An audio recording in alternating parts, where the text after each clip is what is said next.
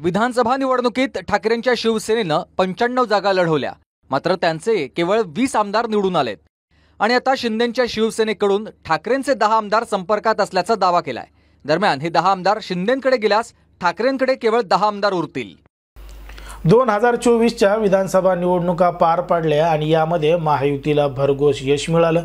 त्यामध्ये भाजपला मिळालं, शिवसेना एकनाथ शिंदे गटाला मिळालं आणि अजित पवार यांच्या राष्ट्रवादीला सुद्धा मिळालेलं आहे। पण मात्र तरी सुद्धा अजून सरकार स्थापन झालेलं नाही। मुख्यमंत्री पदाची शपथ अजून कोणीही घेतलेली नाही, कारण की सगळ्यात जास्त आमदार हे भाजपचे निवडून आलेले आहेत। मग जास्त आमदार निवडून आल्यामुळे भाजपचाच मुख्यमंत्री झाला पाहिजे असं देखील बोललं जातंय। पण मात्र एकनाथ शिंदे सुद्धा नाराज आहेत, अशा सुद्धा चर्चा चालू आहेत। आणि त्याचबरोबर आता एक चर्चा रंगू लागली आहे, ती म्हणजे उद्धव ठाकरे यांच्या सोबत असणारे जे 10 आमदार आहेत ते सुद्धा एकनाथ शिंदे यांच्या संपर्कात आहेत आणि ते एकनाथ शिंदे यांच्या सोबत जाणार आहेत, अशी चर्चा सोशल मीडियावर आणि काही टीव्ही चॅनल सुद्धा सुरू झालेली आहे। खरंच उद्धव ठाकरे यांचे जे 20 आमदार निवडून आले त्यापैकी 10 आमदार हे उद्धव ठाकरे यांना सोडून एकनाथ शिंदे यांच्या बरोबर जातील का, असा प्रश्न या ठिकाणी पडतो। याबद्दल आपण सविस्तर या ठिकाणी चर्चा करणार आहोत। पण जर तुम्ही अजूनही आपलं चॅनल सबस्क्राइब केलं नसेल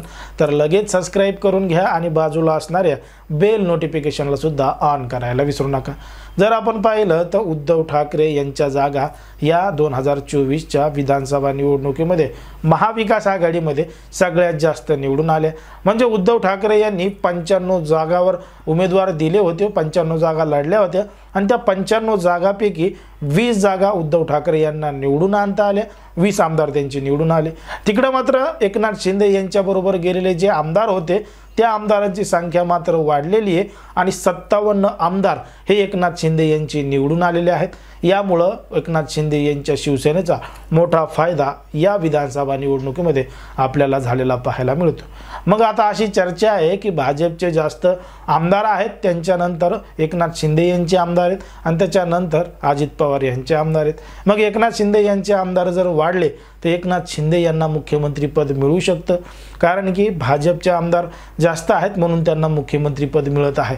आणि या सगळ्या गोष्टीमुळे एकनाथ शिंदे हे नाराज आहेत अशा देखील चर्चा आहेत। आणि काही टीव्ही चॅनलने सांगितले की उद्धव ठाकरे यांच्यासोबत निवडून आलेले जे आमदार आहेत ते आता एकनाथ शिंदे यांच्या संपर्कात आहेत किंवा त्यांच्यासोबत जाण्याच्या तयारीत आहेत।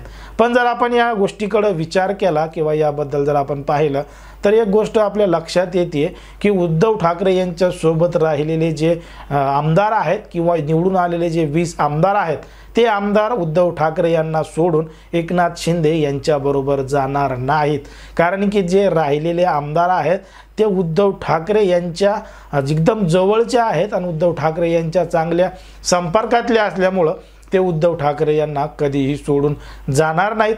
त्यामुळं ह्या फक्त अफवाच आहेत अशा पद्धतीनं पसरवलेल्या न्यूज आहेत असं आपलं एकंदरीत वाटतं।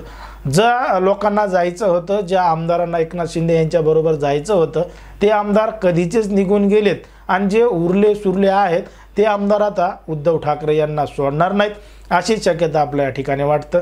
आणि एकनाथ शिंदे यांच्याकडं सुद्धा आधीच यांच्या आमदारांमध्ये एकमेकांबद्दल कोणाला मंत्रिपद भेटतं कोणाला मंत्रिपद भेटतं, म्हणजे मागच्या मंत्रिमंडळामध्ये सुद्धा अनेकांना संधी मिळालेली नाही। मग उद्धव ठाकरे यांचे आलेले जे 10 आमदार आहेत ते या ठिकाणी येऊन काय करतील? बरं, आले तर आले, त्यांना तेवढं स्थान मिळेल का?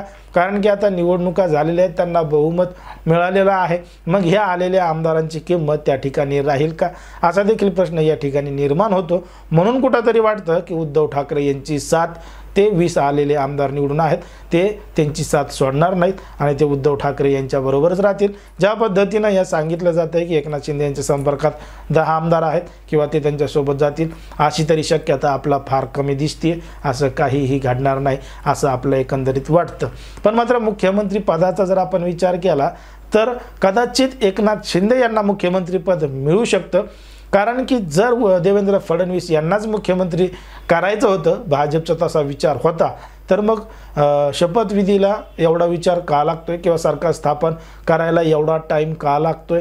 कारण की त्यांनी काहीतरी विचार करून देवेंद्र फडणवीस यांना मुख्यमंत्री पदाची जबाबदारी न देता पुन्हा एकदा एकनाथ शिंदे यांना जर संधी दिली तर देवेंद्र फडणवीस हे केंद्रामध्ये जाऊ शकतात किंवा केंद्रामध्ये त्यांना मोठं पद किंवा भाजपकडून एखादं राष्ट्रीय पद सुद्धा त्यांना दिलं जाऊ शकतं, अशी सुद्धा शक्यता आहे.